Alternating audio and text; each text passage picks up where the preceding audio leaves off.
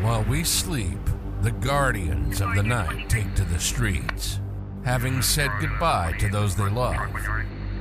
Each other knowing they may never say these words again, they face the evil that we run from. They dedicate their lives to those that would hate them because they wear the badge. They wear the badge not for the glory or recognition, but because they were born to honor the thin blue line.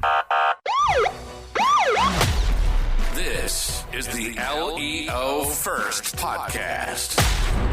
We'll talk to the men and women in law enforcement, those that have retired, and anyone who's impacted by law enforcement. We'll peel back the curtain, and you'll get the real stories.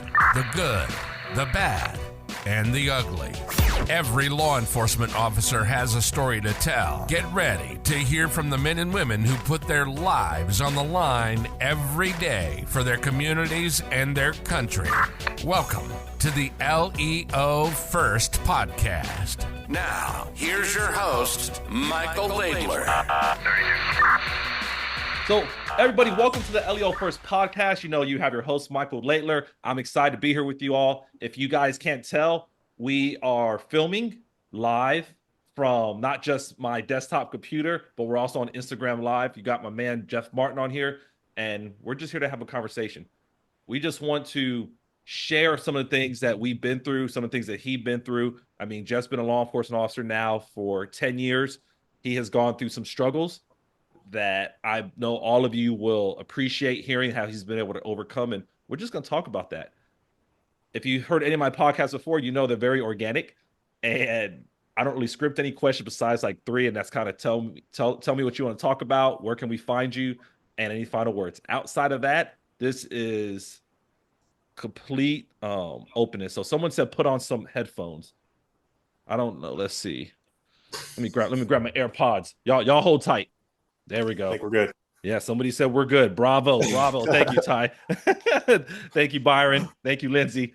All right, well, let's get back into this process. You guys know how technology is, and like I said, we're trying to master the game. We're trying to not just record through my Zoom platform, but we're also trying to make sure we have this live interaction with all of you, and we appreciate everybody that's taking the time to be on this live podcast. And we know when you're trying to be raw and authentic and genuine, there's going to be a couple of hiccups because we all have full-time jobs. We have everyday things going on, but we want to give you all value, and we want you to understand how important it is to just be yourselves.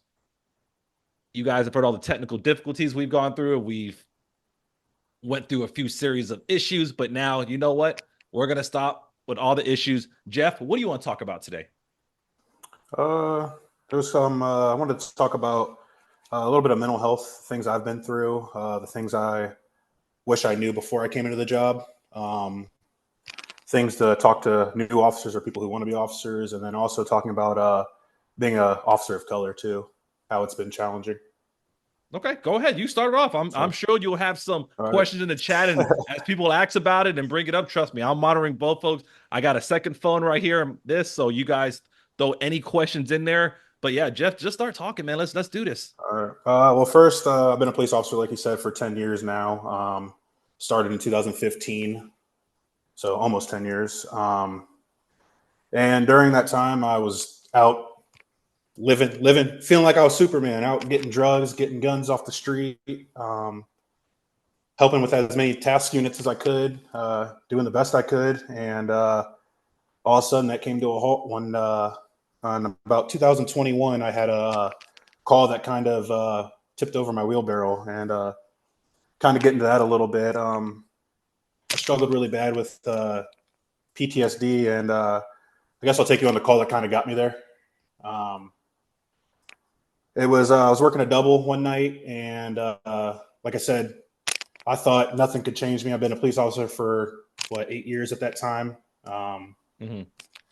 Saw everything. I thought nothing could faze me. I had a call where actually somebody I went to high school with, it was a domestic call.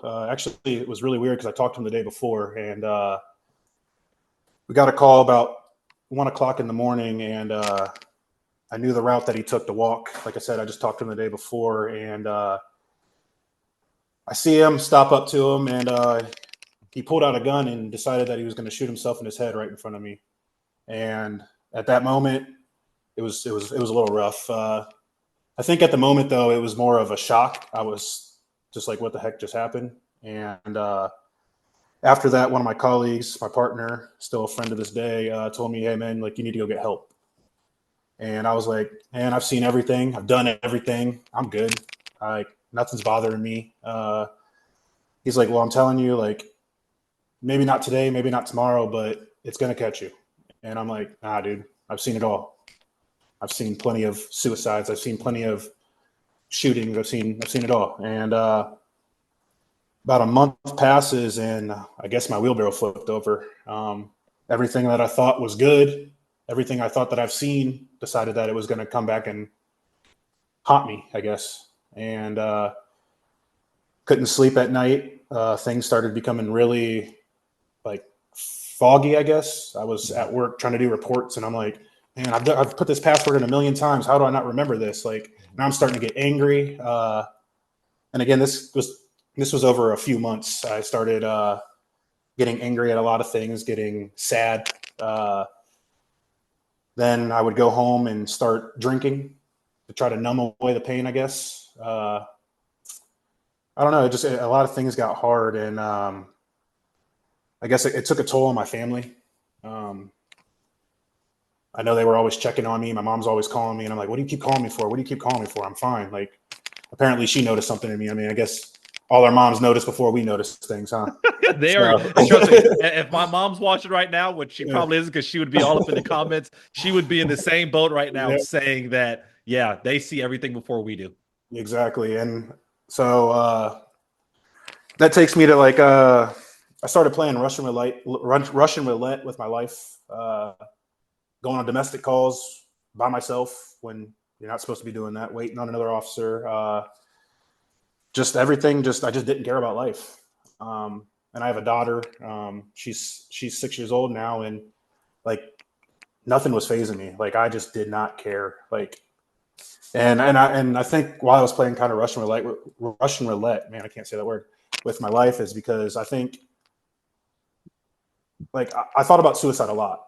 I thought about it a lot. And I think why I was doing that on the job, which wasn't fair to my colleagues, because I was probably putting them in situations that they shouldn't be in. I think I was doing that more of the fact that, you know, if I die in the line of duty, people will remember me. People will honor me, think I'm a hero. And I wasn't. I was honestly putting other people's lives at risk. I was ruining a lot of friendships, putting a lot of pain on my own family. And I think that was more cowardness than anything. And now that I look back, I'm like, man, like what did I do? Like it was rough. I actually ended up having 2 suicide attempts. That was rough. Well, I'm sure myself and everybody that's here in the chat is thankful that you're here, that it was only I appreciate that. Because it's a lot that we go through, and just the fact that you're sharing your story right now, and this being the first time you've ever been on a podcast, and just leave it all up there. It's important, man. So keep going. I just want to let you know that if you don't know, man, we all believe in what you're doing and the fact that you're here. So attempts do happen, but we're really happy that you were never successful. Thank you. You were successful for a lot of things in life. We're happy that wasn't one of them. So thank you. Yeah, I mean, it was rough, and I know, like I said, I hurt a lot of people. I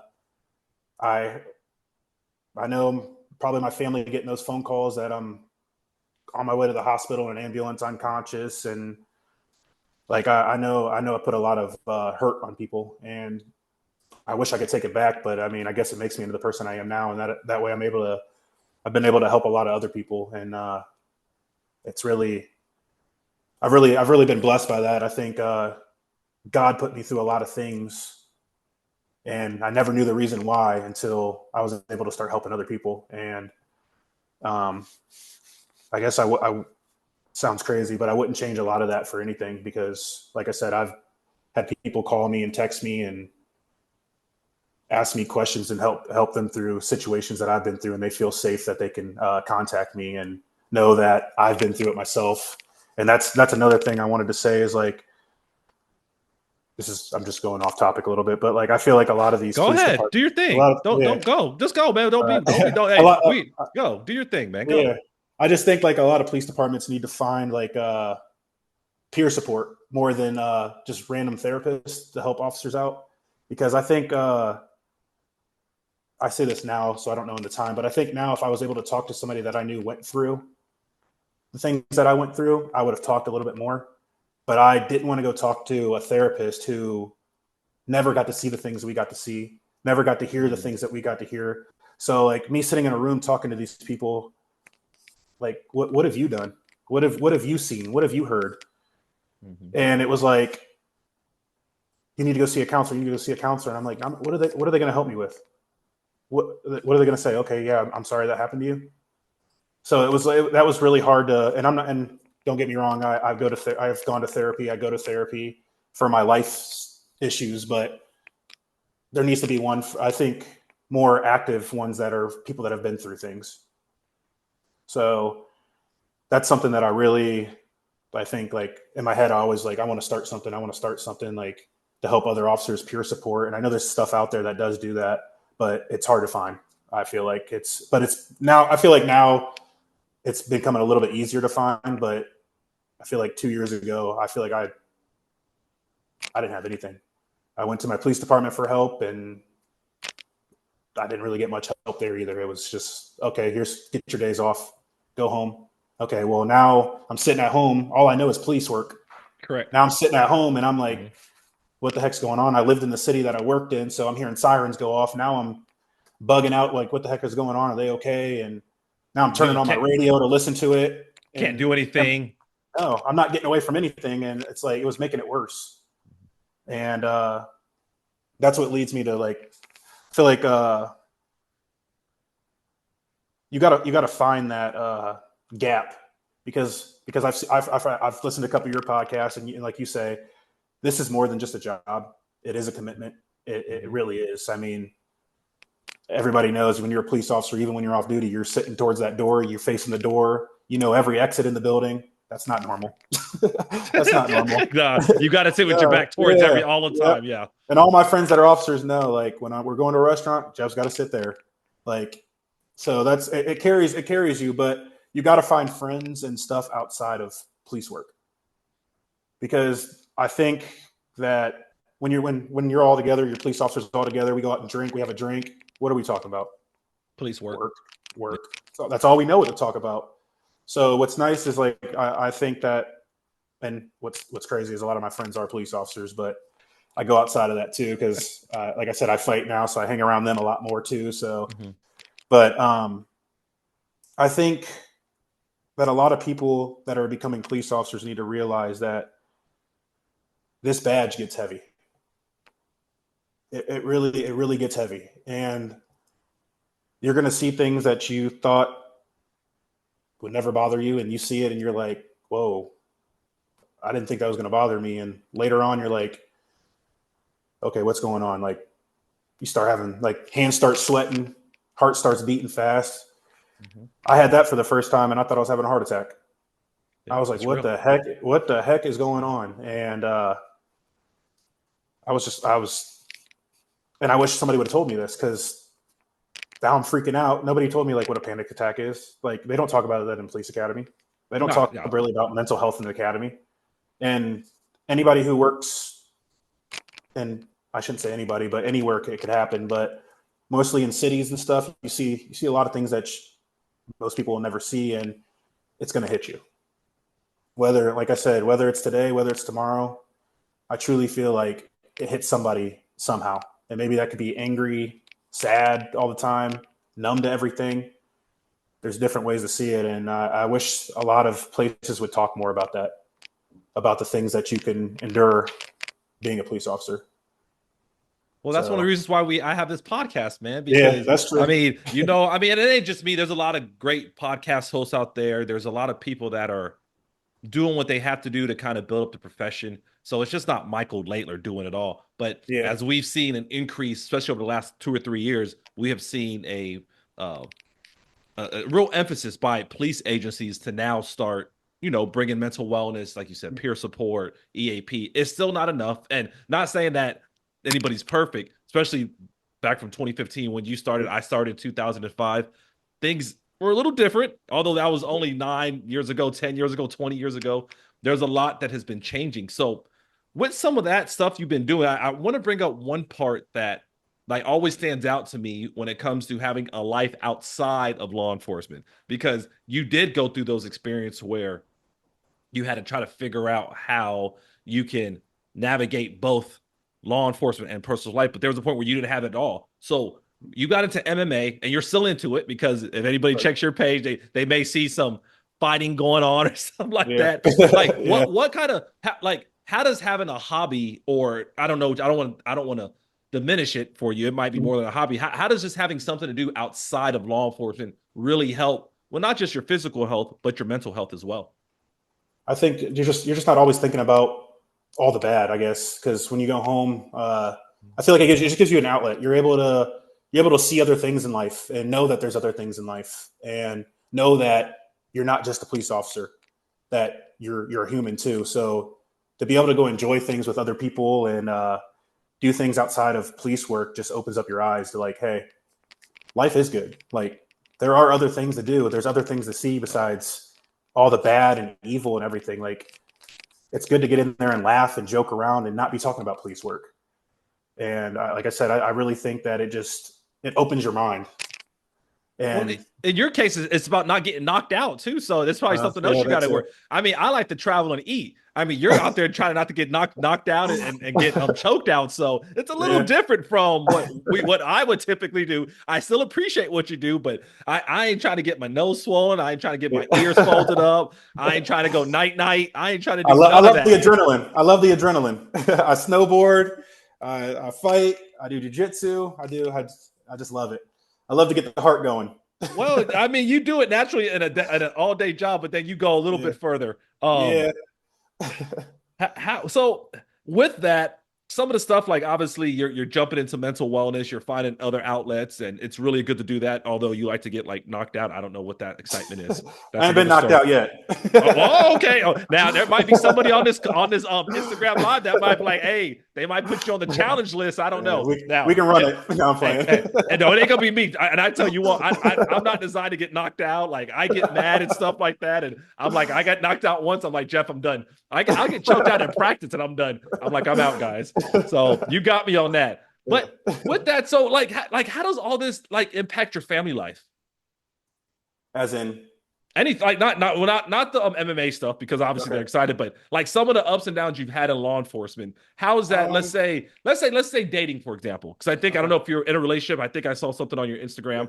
Like how has some of this over the last 10 years, you having these ups and downs impacted like just intimate relationship with others? Like when are you talking about when I was struggling too? Yes, everything. The whole from the last 10 years. Well, when I was struggling, I mean, police work itself, I mean, you got to find somebody that's going to be understanding, very understanding, because there's going to be times where you got to work a 16-hour shift. I mean, people call off, people are sick. I mean, we get forced all the time, or you get forced into work. So you really got to find somebody that really understands the job, able to be a little bit more relaxed, I guess, because a lot of things in life as a police officer is very tense.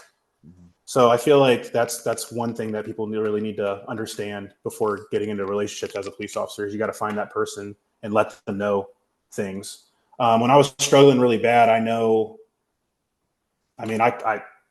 cashed out, and like I wasn't any good for anybody. And the thing is, it was more me. Like I didn't want to explain to them, because I feel like I was saving them, but in reality, I was hurting them by hiding the emotions. And it really just messed up a lot of things. I mean, relationships with a significant other, my family. I know my child too. Like I said, she's 6, but these kids know more than what we think they do. And I know, like I said, with my family, I really put a toll on them.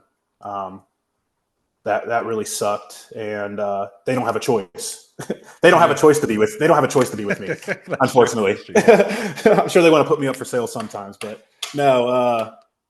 But like a relationship with a significant other, like I said, when I was struggling, I was just a body, man. Like I showed no emotion, and I know it was hard for anybody I was dealing with to be with me. I wasn't me, and yeah, I think being a police officer, any relationship, I feel like is going to be hard, whether you're struggling or not. Because, like I said, we get the crazy hours. You don't get to get that day shift normally until you're about 50, 60 years old. And depends on how big your But, agency is, it might be yeah, never. exactly. So you get the crappy hours, and you miss a lot of things. Uh, Unfortunately, you miss games, you miss birthdays, you miss holidays. I mean, I couldn't tell you the last Christmas I had with my family when I was like I'm part time now, but when I was working full time, I couldn't tell you the last Christmas I had with my family. I mean, I was closer to the bottom of the totem pole. Yeah, That was I got to work those days, which sucks, but I mean, it's part of the job, and that's what I mean by you gotta have somebody that's understanding and just is there for you. I mean, it's challenging. yeah. So I think that's the big part of relationships. And I know I kind of threw a wrench in what we were going to talk about. That was not on your notes Oh, list. I promise you no, that. you're good. No, you're good. I like it. But I tell you all the time. Like I mean, I was telling you in the pre-show, and anybody that's listened to the podcast before, as people are talking, I'm thinking of things, and I'm like, I wonder what people would really want to understand, because you are a young guy, and I saw in the comments before someone had mentioned about you being a police officer and being a catch or something like that, and I was like, you know what? Like that's only one aspect of dating a law enforcement officer. Yeah, it's cool to be in shape, it's cool to be attractive, but the other side to any relationship, especially like you said, if there's not full transparency, it's the, hey, I can't make it to Christmas. Hey, I can't be here for dinner tonight. Or, you know what? I've had such a bad day. Don't say anything to me. Because in the law enforcement industry, I don't care if you're a police officer, you're a deputy, if you work in corrections, if you're a federal agent, you're probably going to see something bad. And a lot of times we have been told you need to shut it down before you get home.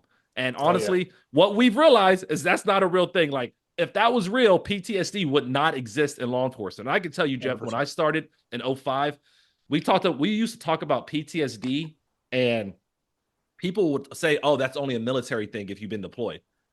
And it's just taken the last few years where we have seen the awareness of going to traumatic calls and critical incidents being deemed like with PTSD side effects. Yeah. So that's very important to understand in a relationship. Like, it ain't like you want to be an a-hole about it. Like, you don't want to be mean. You don't want to be distant and emotionless. It's just you see some bad things and it goes downhill.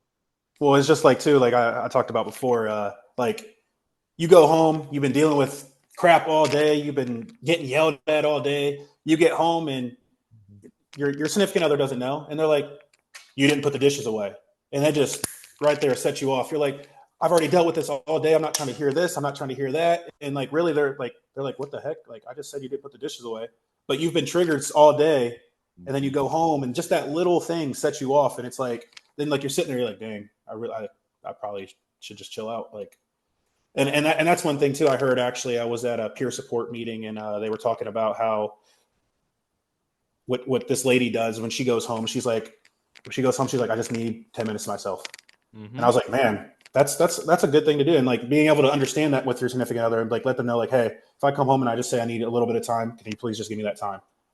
Because you just need to decompress. And I think that's like I said, I think that's a big thing in a relationship too, is being able to, like, a transparency again. I need a minute.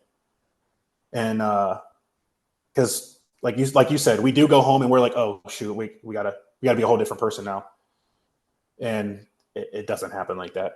No, it can't. No, it could, even if we wanted to. I mean, the brain does not operate like that. And that's where like I felt like so many years in law enforcement, like I was told that, you know what, shut it down when you get home, or when you get to work, whatever's happening at home, don't bring it to work. And I felt like for so long that I was lying to myself, that, like you said, all it took was one trigger. Like, hey, I just had to deal with 9 people pushing back. Now you put back on some dishes or taking the trash out, and now it's the last person to get it. Yep. And then you put it all out on her, and or whatever, and you're just like, man, like it just doesn't end up good. Yeah. So I'm happy since we're talking about decompression. Lindsay just commented, and she, if you haven't heard her podcast, she did one with me back last year. Okay. And one of the things that she talked about was a shooting that she was in. And obviously she was shot several times, and she's obviously here today to talk about it just in general in life. And she's a speaker as well. One of the comments she said just now, she said another great one earlier, was she said she used to drive home and change out of her uniform as her time to decompress. But she realized that wasn't enough time. Like, she didn't take that 10 minutes. It was like, okay, just that. Because some people say, well, I have a drive home and that's enough. But what we are realizing, and I heard somebody, I want to say, did somebody say it earlier? I don't know if I had somebody on my podcast earlier today, but someone mentioned the same thing. They said, just get home and just tell somebody, hey, give me 10 minutes or 15 minutes. I just need to go in the room and complete silence. And then after that, let the kids run free. Yeah, after that. Exactly. Yeah. It's hard. It's definitely hard.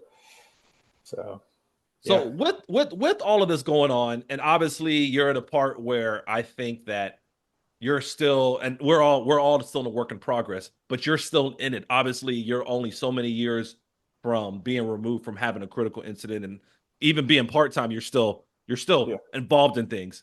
Yes.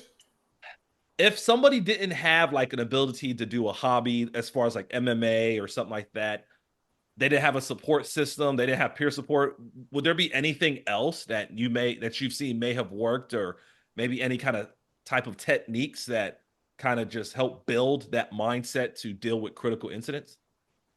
I mean, I feel like that comes a lot into the department that you're in, I guess.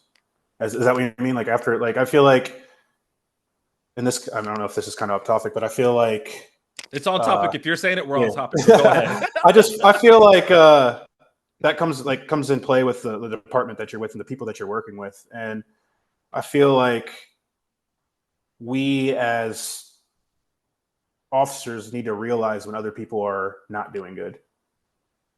And I feel it as in, like, instead of, like, for instance, you have somebody calling in and you know they've been drinking all day, and you're like, oh, he just missed work because he's drinking. Oh, like, now I got to work over. Instead of like getting all angry, like, we should be looking at it like, okay, what's going on?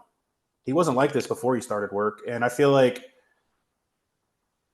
we need to be a team. We need to recognize the change in people, and we need to be there for them. I mean, I know even if they don't want to talk, it's still good to know that people are there for you. And I think that is the number one thing. And I guess that's not for that person to do, but I think the people around them are just as important to be able to be there for that person. Because like I said, I know I was very angry. I didn't know what to do. No hobbies was breaking it. But I feel like instead of like, oh, he's just angry, don't talk to him, he's being a jerk today, whatever, is like, hey man, you good?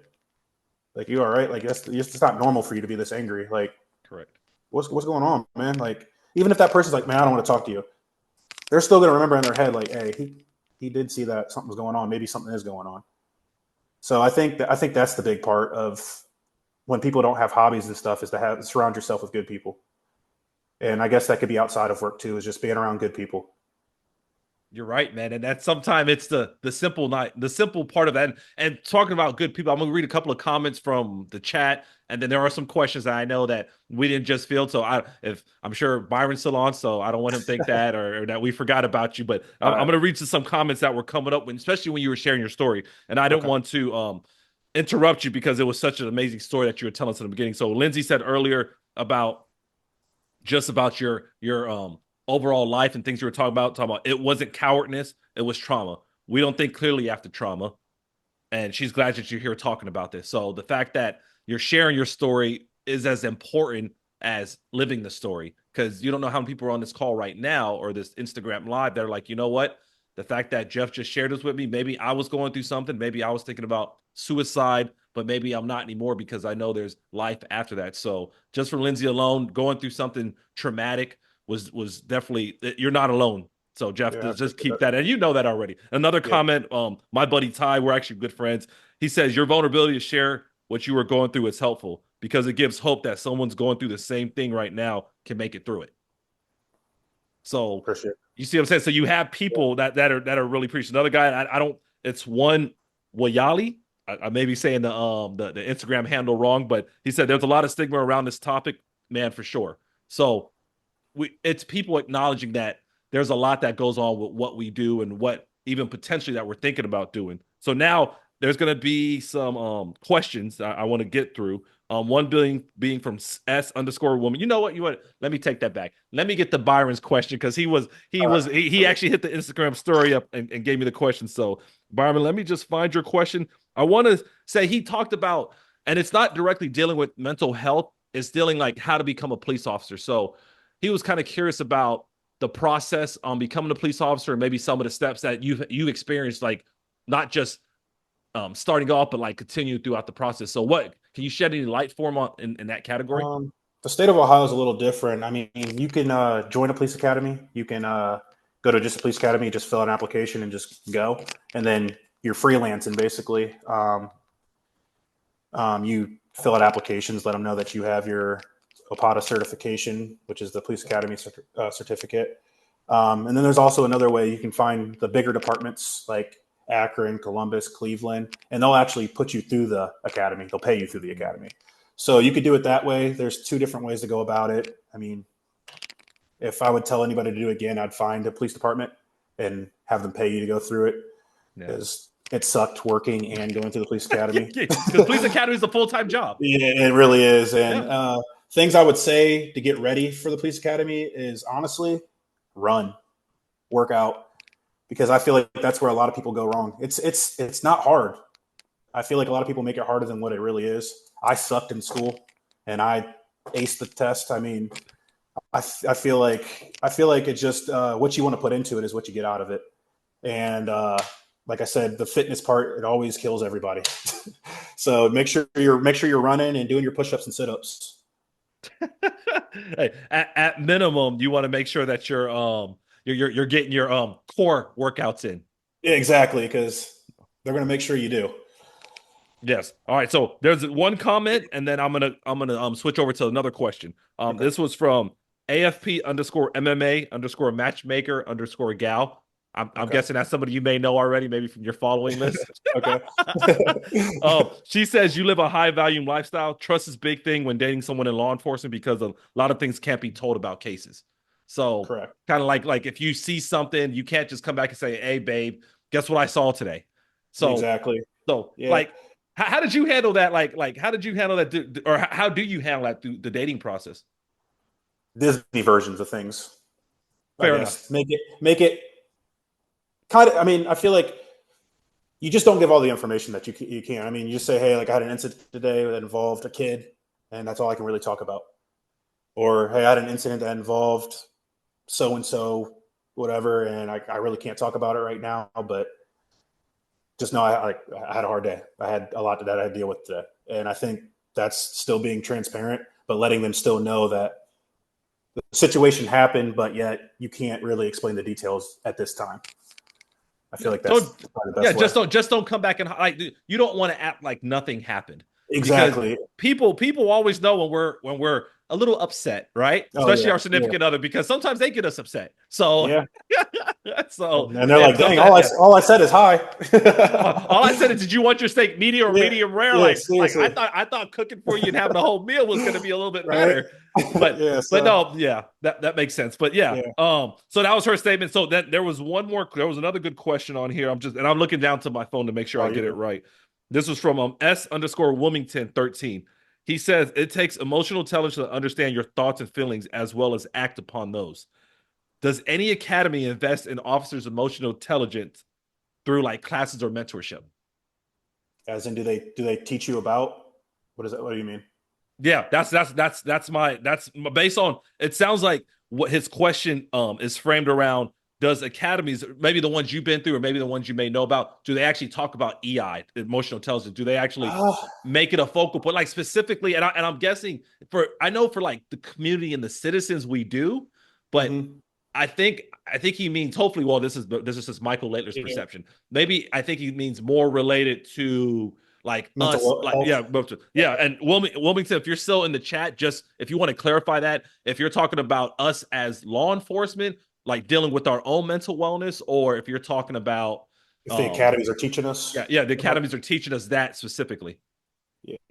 I mean, I feel like they hit on it very, very lightly through the academy, if that's what we're going through. Like, I feel like they don't talk about it a lot. And I think that, and they could now. Like I said, it's been a little bit since I've been to the academy, and he said, as law enforcement dealing with personal stuff. Okay, so repeat that real quick. Sorry. Yeah. So it sounds like he's talking about like dealing with like personal issues. Has the academy in the past, in your experience, said, okay, hey Jeff, if you have something going on the outside, not necessarily dealing with the call for service, maybe you're just having let's say your kid's sick or your parents are not feeling right. Like, is it being taught to deal with your mental health issues even outside of work, or is it just specifically like mission organization based? I think in the academy they told us get hobbies outside of police work, and that was about it. No. I mean, I don't, and I can't speak on every police department, but I feel like a lot of police departments don't care, I guess, what happens outside as long as you're not getting in trouble. So I feel like if you're dealing with stuff at home, like they tell you, why are you bringing it to the workplace? Leave it at home. And I don't think they really guide you on having issues outside of work. So I think if that's what we're talking about, I've never had where I've dealt with things outside of work and they really cared. It was more of get over it and you're at work right now. And I don't want people to hear this and feel discouraged by that. And it's because any organization you work for, well, not any, a lot of organizations you work for, there's certain missions, values, there's things that they have to accomplish. And correct. If they could just tell you like, hey, whatever you have going on at home, leave it at home. That's the mission, because they need you to be doing calls for service. They need you to be responding to different levels of critical incidents. So the simple based on timing, because you can't teach everything. Now I know some states, I want to say California, and I might have heard Florida as well. In the academy, they're doing at least 8 hours of emotional intelligence type training, which that's cool. Is that enough? Probably not, but it's better than nothing. It's better 100%. Than one of the instructors just saying, hey, by the way, if you have a bad day at home, don't bring it here. We don't want to hear about it. Like, it's better than that. Like, there's actually curriculums being developed to address some of those EI type of situations. Let's see. So he's clarifying that's how it's acting, the care of the person rather than just officer. Yes. So the like how you live outside of the uniform. Yeah. I mean, I think we did they were making, at least in the county that I work in, they were putting everybody through a crisis class, which I guess, I mean, it was more crisis of other people, but I feel like sitting in that class, you were able to like see other things that you were able to do as well, like getting people help, because they would teach you how to get other people help. But at the same time, you could look at that and be like, okay, there's still things that I could do outside of work to get help as well. So I know they are pushing that. Yeah, and they are. And I could tell people that are thinking about getting to the career or the industry, or people that are questioning it. I speak a lot. If you ever follow my socials, whether it's IG or LinkedIn, I'm in a lot of different states. I'm dealing with a lot of executives like chiefs and sheriffs, and I can tell you their awareness is there.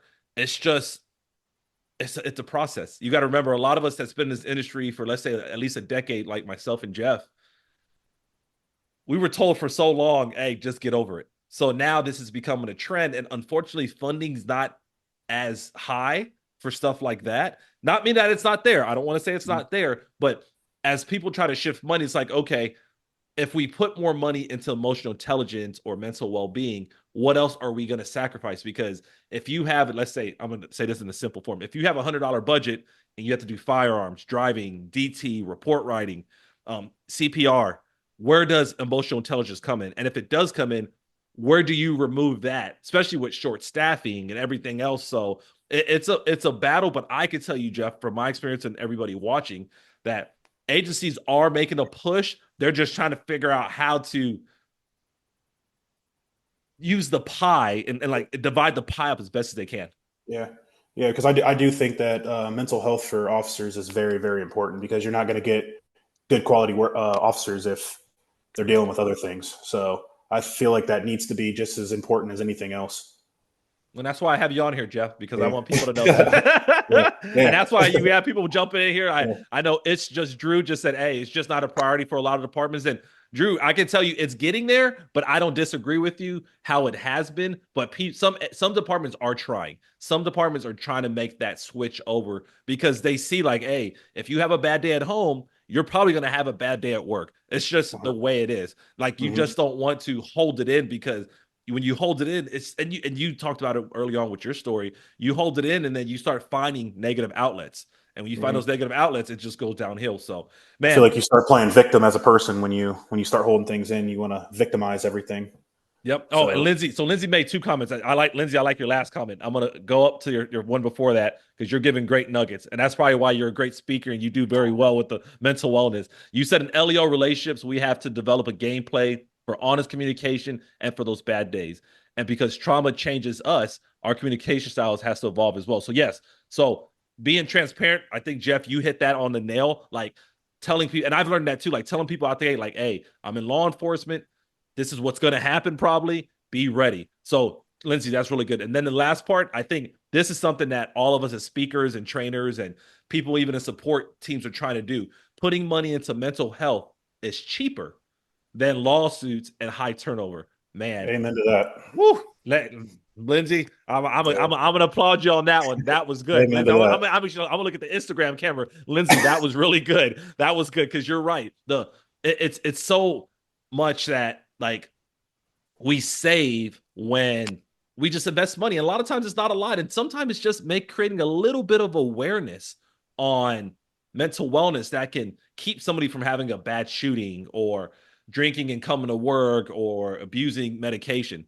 Sometimes it's the simple things, but it's hard to see because it's not like, and Jeff, it's not like you don't get when you do mental wellness training, leadership training, it's not extremely tangible. So if you do firearms, if you train, you're going to be able to qualify. That's a tangible outcome. But sometimes you see a mental wellness training and you don't know when it's going to pay off. But we know in the long run, when people make bad decisions, we see lawsuits, we see consent decrees throughout the country. It's those little things that we're missing out on just because we overlook it because we're like, let's see what happens. I mean, like the lawsuit thing, she said, like, I mean, I was going to work on 3 days not sleeping because I just couldn't sleep, seeing dead people when I closed my eyes. And I was going to work. And then, like I said, I was forgetting everything. I'm like, why am I forgetting everything? Well, dude, you haven't slept in 3 days. So, and that right there is a liability itself. But I'm a body at work. They don't have to call somebody into work, but I'm still there. But am I really there? No. I'm driving and I'm thinking I'm seeing stuff that's driving down the road. It's not even there. Because I've been up for 3 days. So again, the mental health, I mean, like she said, I mean, it's cheaper than lawsuits. Yeah. And trust me, if you've ever been an executive as a sheriff, a chief, a ward, a director, you don't want your name on a lawsuit. And you think, man, how could I have circumvented this $1 million lawsuit that I'm going to have to pay out? You're like, let's see, if I could have brought Jeff in to speak, Mike in to speak, Lindsay, if I could just brought them in, maybe I could have saved it. But I mean, once again, the downside is it's hard to have that direct correlation, but we know through training and providing resources, that's where it happens. So, Jeff, I told you, gosh, I'm looking at the time, and I told you that my goal was going to try to keep this under 30 minutes. We're at about 47 minutes right now, give or take. Okay. So, for the sake of time and the sake of everybody, if somebody was looking to find you and they wanted to reach out and they really just just needed a support line, how would they find you? My Instagram, IM_J Martin, and feel free to reach out anytime. I'm willing to give out my number for anybody that needs to talk or call, and I'm here for you. Been through it, and I don't want anybody else to have to go through it alone.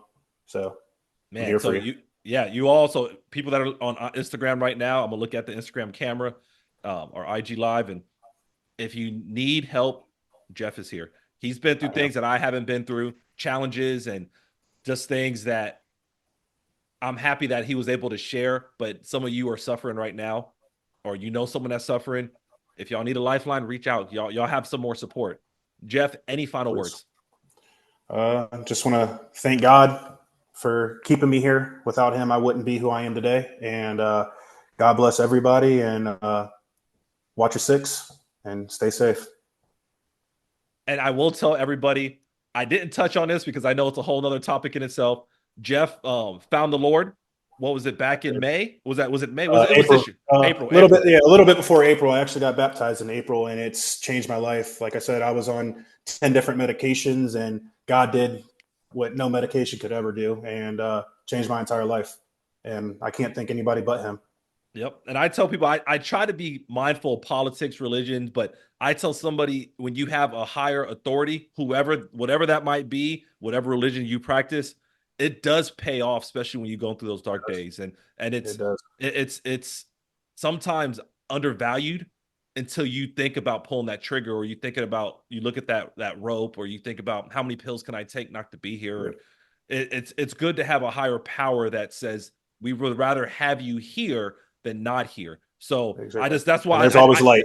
Correct. Yes. There's always light. Yes. Lindsay actually said she was baptized in June, so she's definitely a awesome. 2024. Yes. And good job. Congrats. Congrats again. You're doing a great job, Lindsay. You're hitting all the marks on here. Maybe next time we have an Instagram live, we have to bring Lindsay on as well. I would love that. I would love that. Yes. So once again, Jeff, I appreciate you taking your time out tonight. I know this being your first podcast, you killed it, Jeff. You killed it.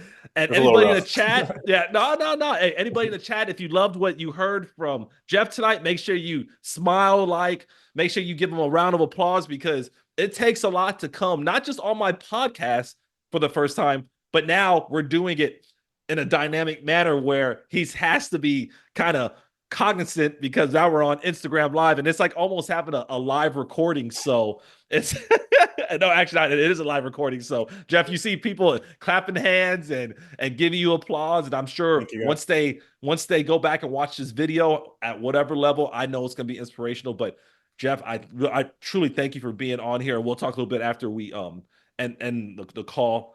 But Anybody looking for help, anybody needing anything, make sure you all, if you don't find an answer with any of my other podcast guests, you know what Jeff's about, you know what he's been through. And we just always want to provide a platform that allows us to humanize the badge and show people that we suffer through things. We're the same people going to the same grocery stores that you. We're having the same illnesses. We're having the same traumatic lifestyles. And we just want to be another resource when times get tough. So once again, Jeff, I thank you for your time. And like I said, don't hang up when I end the Zoom. But folks, make sure you hit up Jeff. I am_J Martin.